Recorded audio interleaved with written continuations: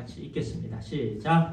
다 주의 말씀을 듣더라. 우리 한 번 더요. 다 주의 말씀을 듣더라. 아멘. 사도행전 19장 10절 말씀입니다. 시작. 두 해 동안 이같이 하니 아시아에 사는 자는 유대인이나 헬라인이나 다 주의 말씀을 듣더라. This went on for 2 years, so that all the Jews and Greeks who lived in the province of Asia heard the word of the Lord. Yeah. All, yeah. 그러니까 who lived in the province of Asia. 그 모든 아시아 지역. 여기서 이제 계속 말씀을 드립니다만은 아시아는 소아시아를 말씀합니다. 요한계시록에 나오는 그 7 교회, 에베소 교회, 서머나 교회, 버가모 교회, 두아디라 교회, 사대 교회, 빌라델피아 교회, 라오디게아 교회, 이렇게 7 교회가 있습니다. 이 7 교회가 그 당시에 교회가 세워지면서 주의 말씀을 다 들었습니다. 그래서 소아시아 7 교회가 세워졌어요. 오늘 말씀은 그렇게 다 주의 말씀을 듣게 되고 교회가 세워지게 되고 그 교회가 세워짐으로 인해서 2000년 동안 지금까지 이어지는 이 말씀의 역사에 대해서 말씀을 나눕니다. 예.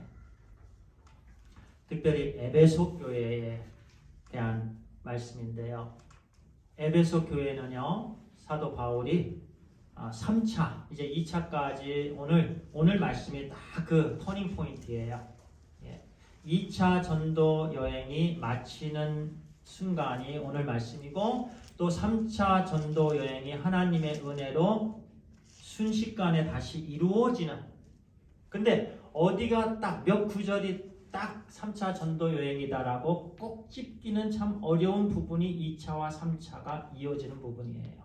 왜냐하면 2차 때에 이미 3차 전도 여행을 위한 하나님의 역사가 이루어짐을 우리에게 말씀해 주시기 때문에 그렇습니다. 그런데 굳이 말씀드리자면 19장 1절부터 3차 전도 여행이 시작이 됩니다. 예. 말씀해 보면은요, 이렇게 2차 전도 여행 때 우리가 계속해서 지도를 보았습니다. 여기가 로마이죠. 예, 로마. 그리고 이제 이쪽이가 소아시아입니다. 갈라디아가 여기 있고 루스드라 이쪽 지역이 북쪽 지역, 여기로 비하면 북쪽이죠. 그러면서 에베소 지역입니다. 이 에베소를 중심으로 지금 제가 동그라미 여기가 소아시아 7 교회예요. 소아시아 7 교회. 에베소, 서머나, 버가모 이러면서 7 교회.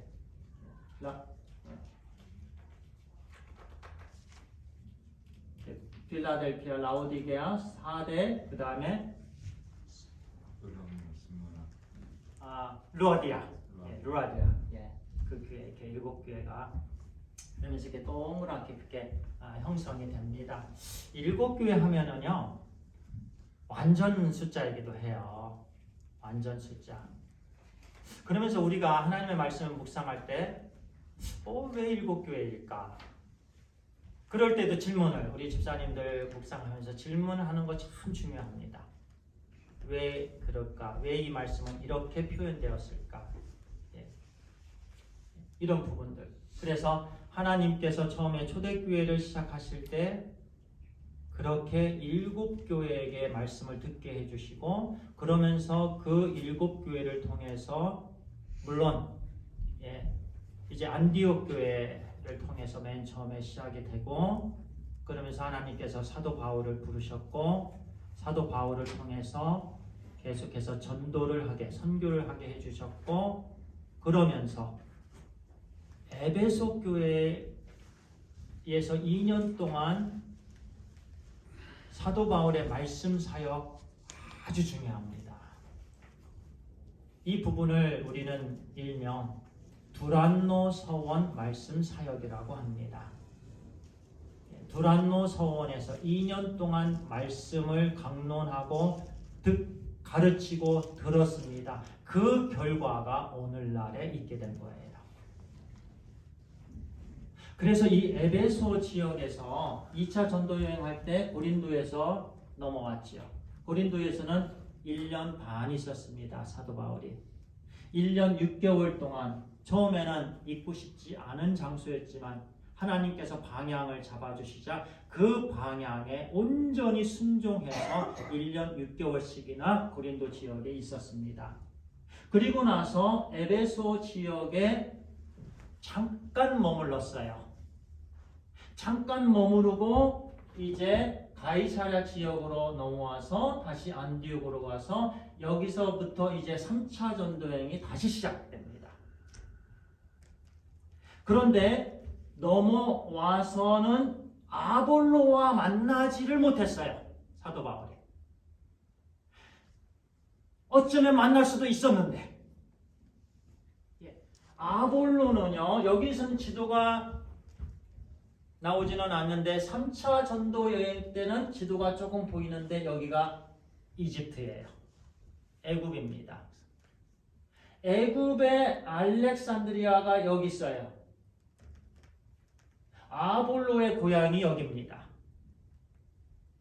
여기서 태어난 아볼로가 어떻게 이리로 넘어와서 여기 에베소에 있게 된 거예요. 그래서 에베소에서 아볼로가 이제 성경을 전합니다. 말씀을 전합니다. 그러면서 이제 3차 전도 여행이 다시 이어집니다. 이렇게. 그러면서 나중에 로마를 꿈꾸게 됩니다. 그런데 하나님의 말씀 가운데 보면은요, 이제 사도 바울이요, 고린도 지역에 있다가 에베소에 잠깐 들려서 여기 이제 회당에서 많은 사람들에게 복음을 전했어요. 강론을 했어요. 그런데 많은 사람들이 여기에 더 머무르라고 했어요. 우리 에베소에 더 머무셔서 이렇게 권면을 했습니다. 오늘 그 내용에 보니까. 그런데 사도 바울이 이렇게 말씀합니다.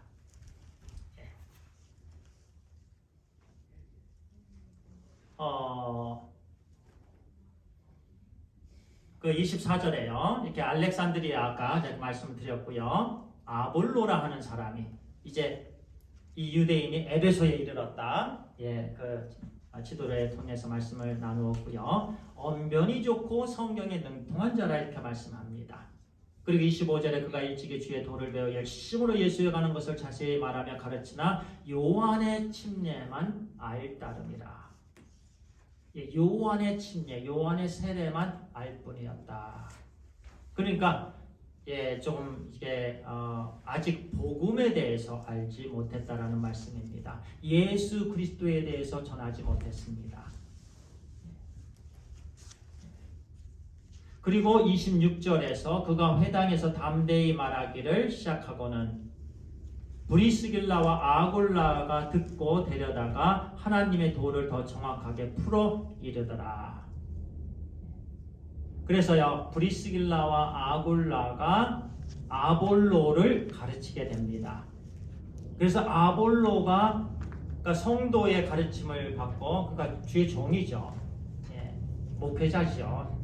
아볼로, 아굴라도요. 그래서 목회자의 그 가르침을 듣고 예수님에 대해서 깊은 복음을 듣고 이제 정확하게 풀어 이르더라 하고요. 27절에 아볼로가 아가야로 건너가고자 하므로 형제들이 그를 격려하며 제자들에게 편지를 써 영접하라 하였더니 그가 감에 은혜로 말미암아 믿는 자들에게 많은 유익을 주니. 예, 그렇게 말씀하는데요. 예, 이 전에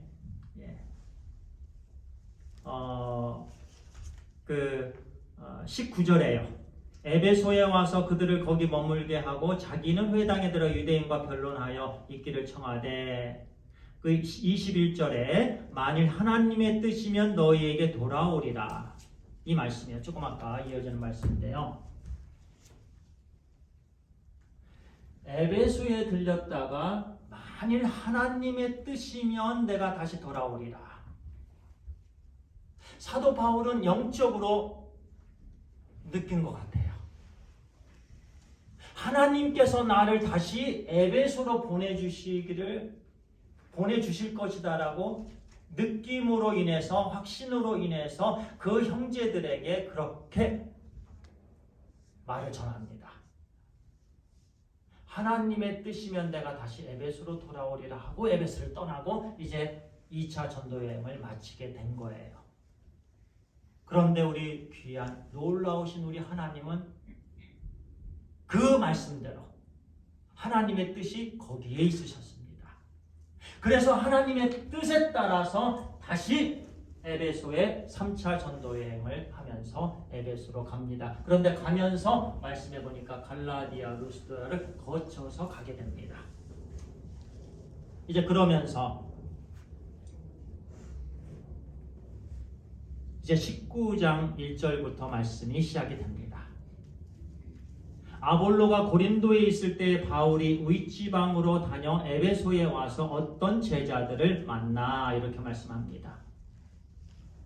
아볼로가 고린도에 있었어요. 고린도는 여기예요. 여기가 아가야입니다. 또 성경에 아가야로 건너갔다 합니다. 아볼로가. 근데 아가야의 수도가 고린도예요. 그래서 고린도에서 아볼로가 말씀을 많이 전했어요. 그래서 고린도전서 1장에서 그렇게 말씀합니다. 파가 나눠진 거예요. 나는 바울에게, 나는 아볼로에게, 나는 게바에게, 이렇게 세 파가 나눠져 갖고 서로 이렇게, 참 교회는 나눠지면 안 됩니다. 절대로 교회는 나눠지면 안 됩니다. 가정도 마찬가지입니다. 나눠지면 안 됩니다. 우리 성도님들께 늘 말씀을 드립니다. 돈 벌기 위해서 나눠지면 안 됩니다. 항상 같이 하셔야 합니다. 항상 같이 하세요. 그 어떤 다른 환경도 가족이 함께 하는 것 막을 수가 없습니다. 그보다 더 중요한 게 없어요. 항상 함께 해야 됩니다. 교회도 마찬가지입니다. 항상 하나가 돼야 됩니다. 주님 안에서. 그런데 고린도 교회는 나눠졌어요. 그래서 사도 바울이 그냥 가슴이 너무 아팠어요. 그런데 이제 에베소에서 그렇게 윗지방을 다녀 에베소에 왔죠. 제자들을 만납니다. 그 제자들에게 묻습니다. 성령을 받았느냐? 아니라 우리는 성령이 계심도 듣지 못하였다. 우리는 성령이 계신다라는 것도 듣지 못했습니다. 사도 바울이 깜짝 놀랍니다. 아니, 어떻게 이 사람들이 성령에 대해서 듣지 못했을까? 그러면서 3절에 그러면 너희가 무슨 침례를, 무슨 세례를 받았느냐? 대답하되 요한의 세례이니이다. 그러면서 사도 바울은 자연스럽게 요한의 사역, 요한의 침례를 통해서 그거를 무시하지 않았습니다. 절대로 그러면 안 된다라고 그렇게 하지 않았어요. 성령님께서 주신 지혜예요. 그럴 때 부드럽게 4절에 보니까 이렇게 해요. 요한의 회개의 세례를 베풀며 백성에게 말하되 내 뒤에 오시는 이를 믿으라 하였지 않느냐? 이는 곧 예수라 하거늘. 침례 요한이 그 당시에 침례를 베풀으면서 내 뒤에 오시는 이 예수님을 믿어라. 내 뒤에 오시는 이를 믿어라. 바로 그 내 뒤에 오시는 이가 바로 예수 그리스도다라고 사도 바울이 자연스럽게 이어지는 복음을 전합니다. 귀한 지혜예요. 귀한 말씀이에요. 어떤 한 가지를 부정하지 않습니다. 내가 더 안다라고 하지 않습니다. 그냥 그대로 그들은 잘 익은 고구마였어요. 이미 잘 익은 고구마인데 거기다가 예수 그리스도만, 예수님이 누구신가에 대해서만 딱 전하면 그들은 예수님을 믿게 되는 사람들이었어요. 이미 아볼로를 통해서 하나님께서 역사해 주셨습니다. 그러면서 그들이 이제는 예수님을 믿게 됩니다.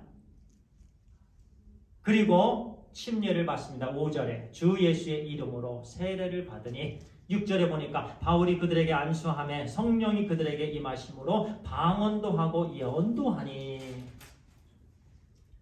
이제 바울이 하나님의 능력을 힘입어서 성령의 능력을 힘입어서 안수를 하게 됩니다. 그러면서 그들의 입이 열리게 됩니다. 방언을 하게 됩니다. 성령이 그들에게 임합니다. 그러면서 예언이 됩니다. 예언은 하나님의 말씀입니다. 하나님의 말씀이에요. 그러면서 그렇기 때문에요. 그 어떤 예언도 하나님의 말씀과 위배되면 그건 온전한 예언이 될 수 없다라는 말씀입니다. 항상 하나님의 말씀 안에 있어야 됩니다. 그들이 방언도 하고 예언을 합니다. 그러면서 7절에 몇 명이었다 말씀하죠? 12사람쯤 되니라. There were about 12 men in all. 이 말씀도 저에게 왜 12이었지? 신기한 거예요. 저를 놀라게 하는 거예요. 그죠? 예수님의 제자들이 몇 명이었죠? 12제자였잖아요. 그런데 어떻게 이렇게 숫자가 또 12이에요? 일부러 막 맞추려고 맞춰지는 게 아니에요. 그런데요, 그 당시에 소수 인원이지만 이 12명이요, 예수님을 믿게 되었습니다.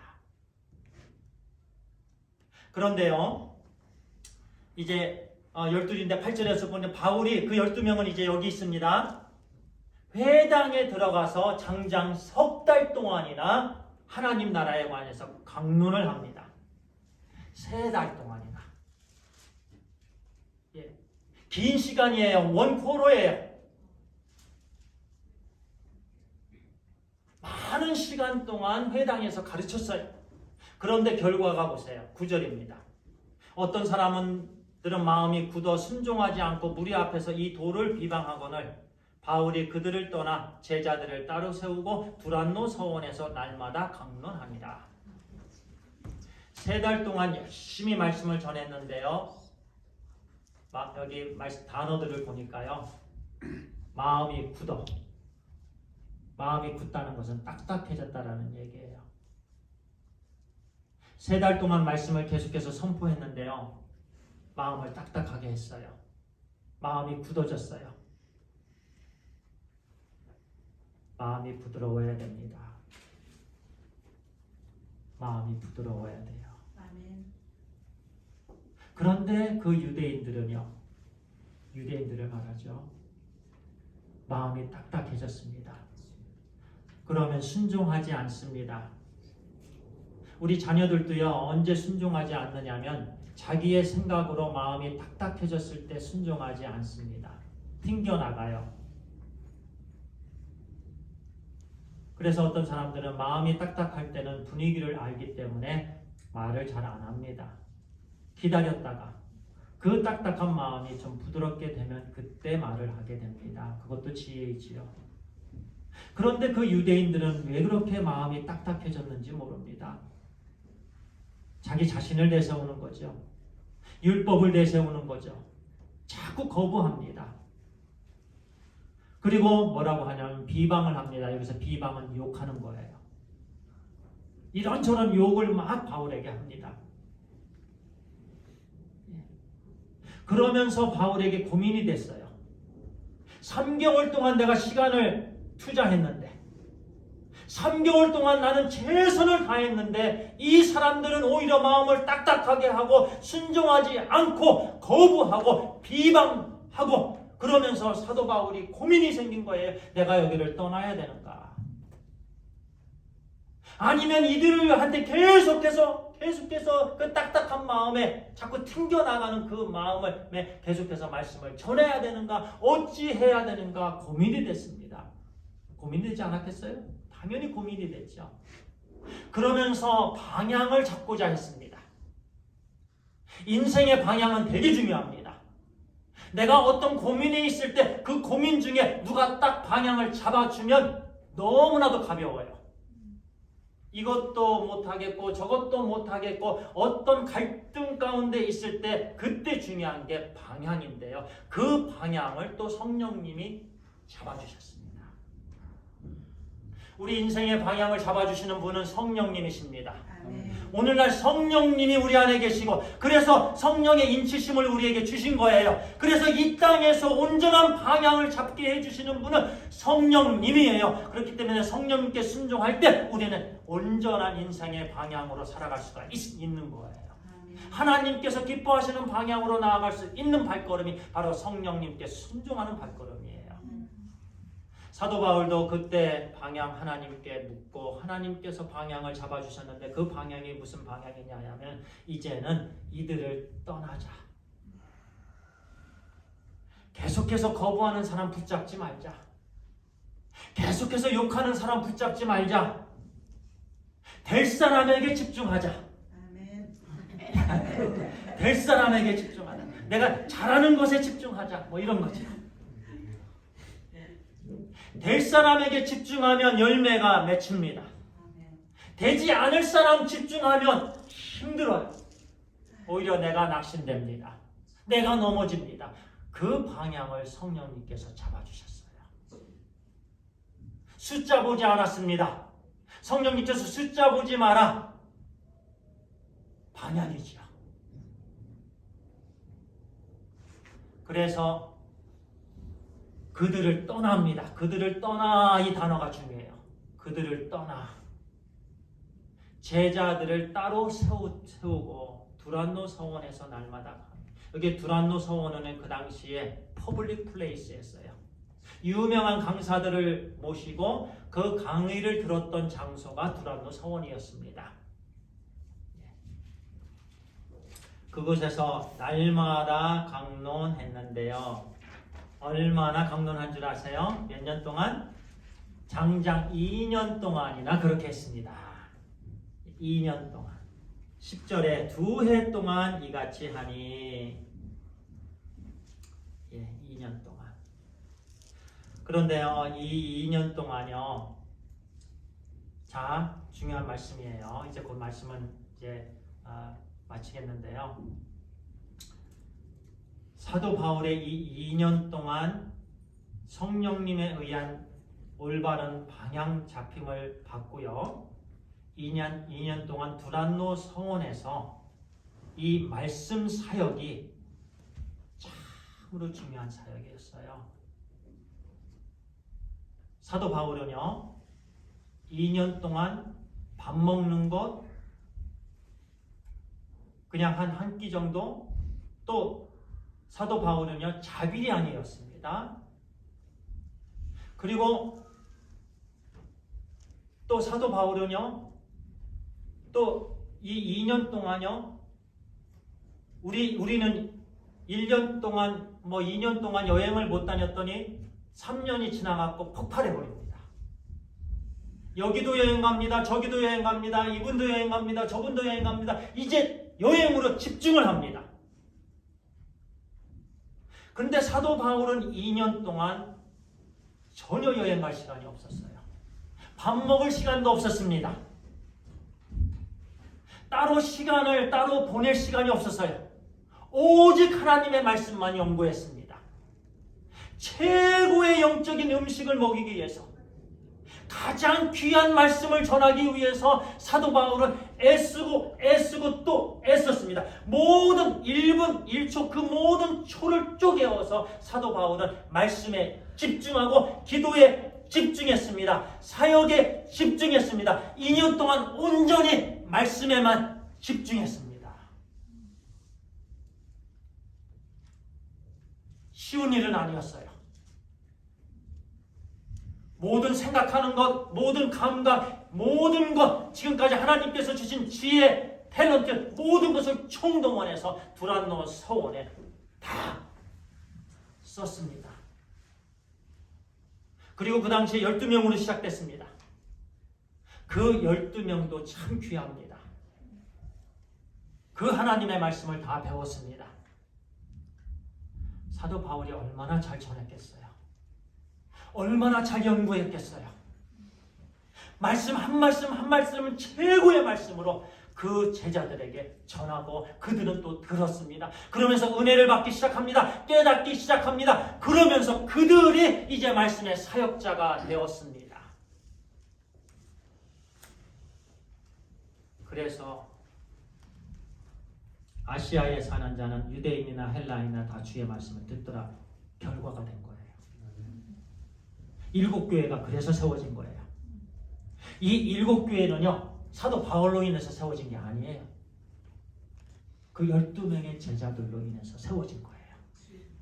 성도들로 인해서 세워진 거예요. 사도 바울은 그 성도들을 세운 거예요. 물론 사도 바울로 인해서 세워진 거지요. 또 그리고 궁극적으로 하나님께서 세우신 거고요. 그런데 사도 바울이 어떻게 그렇게 2년 동안 할 수 있었는지 그 말씀이 이 말씀입니다. 오늘 본문에는 직접적으로 나오지는 않지만 사도행전 18장 5절에 이렇게 말씀합니다. 실라와 디모데가 마게도냐로부터 내려오면 2차 전도여행이죠. 지난주죠. 바울이 하나님의 말씀에 붙잡혀 유대인들에게 예수는 그리스도인이라 밝히 증언하니 하나님 말씀에 붙잡혔습니다. 사도 바울은 하나님 말씀에 꽉 붙잡혔어요. 그리고 사도행전 20장 24절입니다. 내가 달려갈 길과 주 예수께 받은 사명 곧 하나님의 은혜의 복음을 증언하는 일을 마치려 하면은 나의 생명조차 조금도 귀한 것으로 여기지 아니하였노라. 내 생명조차 귀한 것으로, 그것도 조금도 귀한 것으로 여기지 아니하였다. 많은 사람들이 내 생명을 귀하게 여깁니다. 많은 사람이 내 생명을 귀하게 여기기 때문에 하루라도 더 살기 위해서 모든 좋은 영양제를 다 구입해서 먹습니다. 모든 좋은 음식을 다 먹습니다. 모든 좋은 것 다 누립니다. 내 생명을 소중하게 여기기 때문입니다. 그런데 사도 바울이 소중하게 여겼던 것은 영혼 구원이었고 말씀 선포였습니다. 영혼 구원이었고 말씀 선포가 정말 귀했기 때문에 내 생명은 조금도 귀한 것으로 여기지 아니하였다. 이 두 가지 이유로 인해서 2년이 흘러간 거예요. 그 결과로 하나님께서 아시아에 사는 모든 사람들을 말씀을 듣게 해주셨습니다. 아멘. 놀라운 역사가 일어난 거예요. 놀라운 부흥이 있어진 거예요. 가정에 부흥이 있기를 원하십니까? 말씀으로 돌아가야 되는 줄 믿습니다. 교회에 부흥을 원하십니까? 말씀으로 돌아가야 되는 줄 믿습니다. 하나님의 말씀입니다. 말씀에 집중하면 이와 같은 역사가 일어나는 줄 믿습니다. 우리 자녀들 살아납니다. 말씀 묵상하면 우리 자녀들 일어나요. 마약에 중독된 자녀들 살아납니다. 게임에 중독된 자녀들 살아납니다. 미디어에 중독된 영혼들 살아납니다. 세상에 중독된 영혼들 살아납니다. 아멘. 시무룩한 영혼들 살아납니다. 아멘. 말씀을 받으면 그렇습니다. 아멘. 정말 중요한 게 이 두 가지예요. 말씀에 붙잡힌 바 된 삶, 그리고 영혼 전도. 아멘. 우리가 이 땅에서 어떠한 삶을 살아야 되는가? 그 당시 에베소 교회는 참 타락한 항구 도시입니다. 소아시아에서는 제일 큰 항구 도시예요. 오늘날 얼마나 우리가 타락한 사회에 살고 있습니까? 포스트 모더니즘, 이제 마더니즘, 이제 이 너무나도 지금은 개발되고 발달되고 그렇기 때문에 모든 사람들이 이제는 눈에 너무 현란해졌습니다. 그래서 하나님의 말씀은 눈에 들어오지 않아요. 마음에 들어오지 않아요. 물질주의가 판을 칩니다. 쾌락주의가 판을 칩니다. 한탕주의가 판을 치고 있습니다. 너무나도 강하게 이 세상을 붙잡고 있습니다. 그 사회에서 우리가 어떻게 살아야 되겠어요? 오직 하나님의 말씀밖에는 없습니다. 기도하겠습니다. 하나님, 그렇습니다. 하나님의 은혜입니다. 우리가 이렇게 자유스럽게 어떤 나라는 하나님의 말씀을 볼 수도 없고 하나님의 말씀을 또 읽을 수도 없고 하나님의 말씀을 또 들을 수도 없는데 하나님 우리에게 이렇게 신앙의 자유를 허락해 주셨습니다. 우리가 무엇이길래 그럼에도 불구하고 우리는 하나님 이렇게 말씀을 등한시 안 해요. 하나님 용서하여 주시옵소서. 하나님 우리를 사도 바울 주님의 종처럼 말씀에 붙잡힌 바 된 삶을 온전히 살게 해 주시옵소서. 아멘. 하나님 물질 만능주의, 쾌락주의, 한탕주의, 뿌리 깊게 자리매겨진 이 세상에 우리가 살면서 하나님 말씀 붙잡게 해 주시옵소서. 아멘. 그래서 하나님 우리도 하나님 말씀에 순종하며 변화된 삶으로 이 세상을 움직이고 변화시키는 하나님 나라 세움에 쓰임받는 종들이 다 되기를 하나님 간절히 소원하고 예수 그리스도의 이름으로 기도합니다. 아멘.